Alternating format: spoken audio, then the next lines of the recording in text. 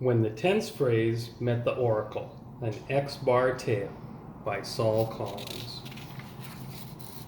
Once upon a time in the land of Syntaxia, there was a very tense phrase. In fact, this phrase was so tense that everyone just called her tense phrase, or TP for short. And if she ever had another name, it was forgotten to time. In spite of her angst, TP also had a tremendous gift. You see, TP was a very important player in the land of Syntaxia, and she carried with her at all times the ability to generate completely novel and even infinitely long phrases and sentences.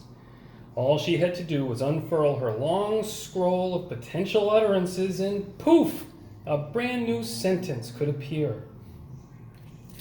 Along with her helper constituents like adjective phrase and prepositional phrase, TP could generate sentences that could go on and on and on. Of course, most of her sentences stemmed from her trusty pals, NP and VP, and were not that long at all. But remember, TP was admired far and wide for what she could do, even though she was never really interested in unfurling a crazy long sentence. Even though TP could direct where all the constituent phrases were supposed to line up under her root node, she just didn't feel like they were being fully accounted for. She was especially troubled by the fact that her flat trees simply didn't convey things like C command or dominance. In short, TP felt like there was something missing in her life, and this is why she felt so tense all the time. It's also why one day TP decided to go on a journey to search for an oracle who could explain a better way of illustrating how all of her helper constituents should line up in order to truly express underlying meaning and depth.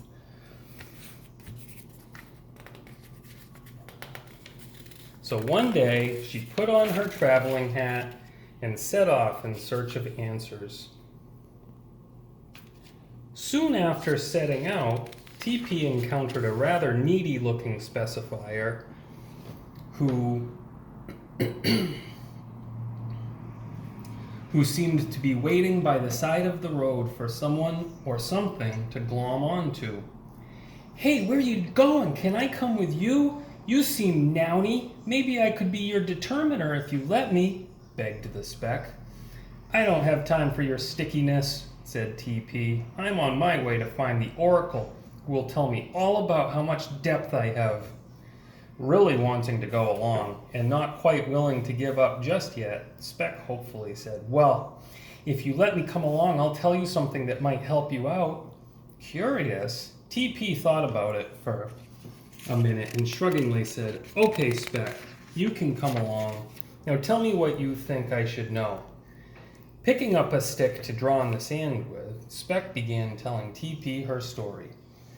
"There's a place," she began, "where instead of flat trees, phrases can be structured under a bar level." "You mean like a binary branching system that introduces intermediate constituents?" TP asked. "That's right. Here, take a look," Spec said, pointing to the formation she just scratched in the sand. "Oh, I see," said TP. "So specifiers are always daughters of the XP and sisters of the bar level. Why is that?" "Well, think about it for a second," Spec said. "If you had a noun phrase like the journey, the can't go anywhere except directly in front of the head noun journey, can it? It's not as though you're gonna say journey the, are you?" Spec said with a queasy look. "Also, think about how many determiners a noun phrase can have. For instance, again, it wouldn't make any sense to say that journey, would it? Therefore, why place a specifier within a binary branching system when it's so singular in nature? There can only be one specifier per head, so it really needs to be a daughter of the phrase and sister of the bar." Just remember, a phrase doesn't always need a specifier. But if it has one, it's going to be found on one side or the other of the bar level, depending on the language. Of course, it's always to the left of the bar in English. TP accepted this news, and the two carried on with their journey. The pair hadn't journeyed for very long before they encountered a friendly-seeming member of the PP family sitting on a rock by the road. With a familiar smile, she asked TP where she and Speck were going. "I'm searching for an oracle who can help me understand the true depths of your sentences," the constituent completed. "Well, hi there. Let me introduce myself. I'm Compliment, and I have a tiny piece of advice I can offer if you lend me an ear," she said with a smile and a wink. Even though TP had a long way to go before meeting the oracle, her feet were getting tired, and she thought this seemed like a nice place to rest, so she sat down to let Compliment offer a nugget of wisdom. "Your problem, if you don't mind my saying, is that you aren't accounting for the fact that not all constituents are the same. Some of us belong closer to the head and can't be moved around as easily as others because we're way more important to the meaning of the phrase's head. Take the NP, a handy and insightful piece of wisdom. Piece is the head, and it's being modified by two adjectives in a PP, right?" asked PP. "Sure," said TP. "What of it?" "Well, you can take away the handy part, but you just can't take away the PP, can you? After all, you can't have a piece. You need to have a piece of something, right?" "Exactly," TP exclaimed. "This is part of what's been gnawing at me." "Here, maybe this will help clarify," Compliment said, pointing to a picture she'd drawn in the sand. "You see, you can have all these modifiers that may add flavor to a phrase, but the modifier that completes the head, the complement, is always down here, sister to the head and daughter of the bar level, while less important modifiers are set apart a little bit. Let's see how our sentences fit in with this setup," Compliment said, pointing to a tree.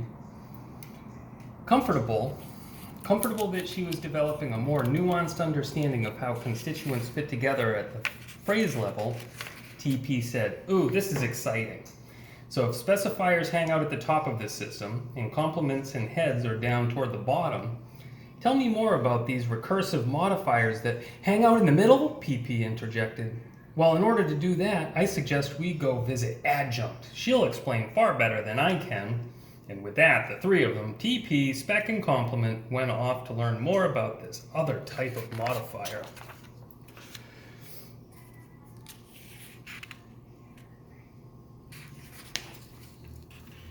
Before long, the three encountered a tweedy and bespectacled type who was frowningly scratching sentences in the sand.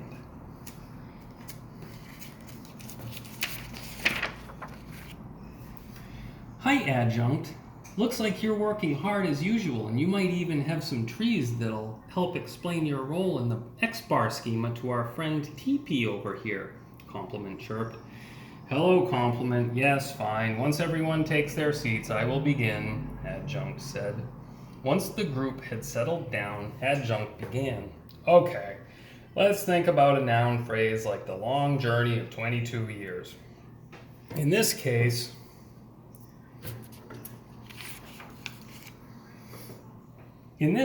long modifies journey, so it can be seen as an adjunct. It does not specify which journey," she said, looking over at Speck, who was sitting awkwardly close to TP, "nor does it complete the meaning of the head noun journey in the way the PP of about 22 years does. Thus," said Adjunct, jabbing one finger skyward and looking piously toward the horizon, "we are beginning to see that there are three distinct positions within a given syntactical structure giving meaning to the head noun journey. And moreover, these positions are hierarchical. Allow me to illustrate." Adjunct pointed to a tree in the sand.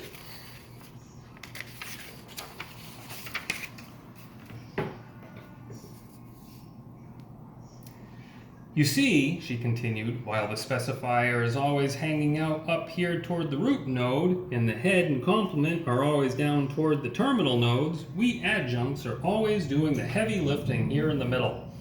Whereas you always know where somewhere between the specifier and head, we can be moved around within our position pretty easily. The main thing is, we're a phrase that's always going to be both sister and daughter of a bar level. In other words, we are the elements that allow for the possibility of infinitely long phrases because we can just stack on top of each other within the center part of the tree. Like, if I were to say, the long, treacherous, gravel-pitted, blah, blah, blah, blah journey of 1,000 years, here you can see that as many adjuncts as you want can be spliced in, but there can only be one specifier and one complement per head. Seeing the beginnings of a glimmer in TP's eyes, Adjunct said, "Just remember, think of specs, adjuncts, and complements as positions in the phrase. It's easy. Just remember that specifiers are daughters of the XP and sisters of the bar level. Adjuncts are phrases that are both sisters and daughters of the bar level, and complements are always sisters of the head and daughters of the bar level." Observing comprehension escape the eyes of her class, Adjunct pointed toward a diagram in the sand, saying, "Use this imaginary noun phrase.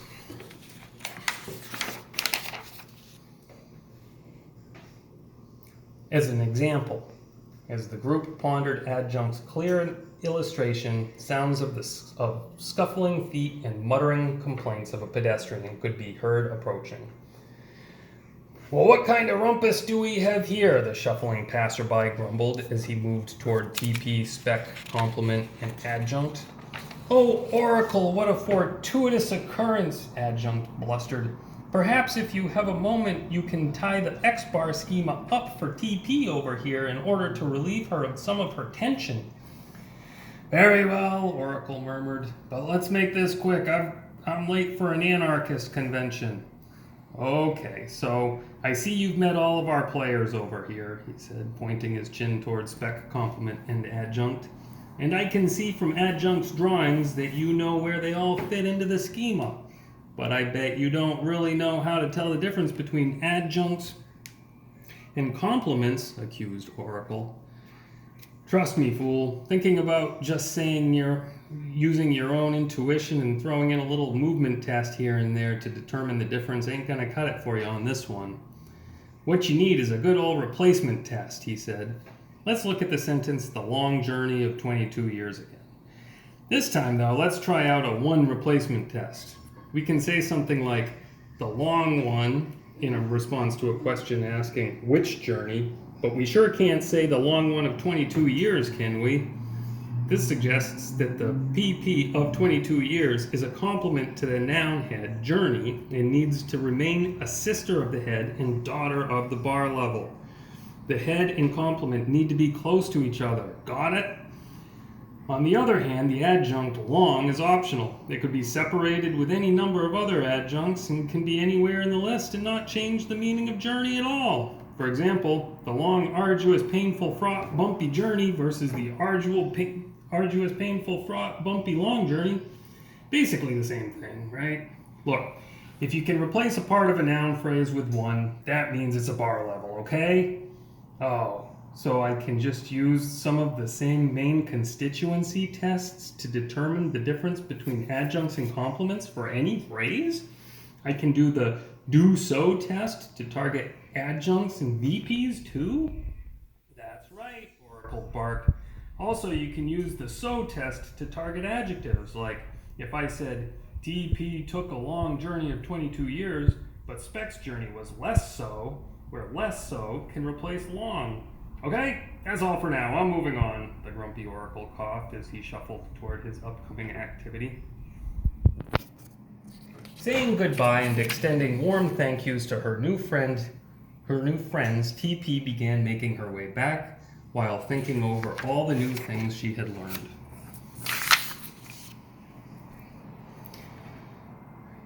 As well as the tests the Oracle had just enlightened her to, TP learned that specifiers, adjuncts, and complements all occupy positions within the mental grammar, and the X-bar schema allows for the illustration of these positions. Stooping down to pick up a stick nearby, TP thought of another rather long sentence she could use to help solidify all that she had learned on her journey. The end.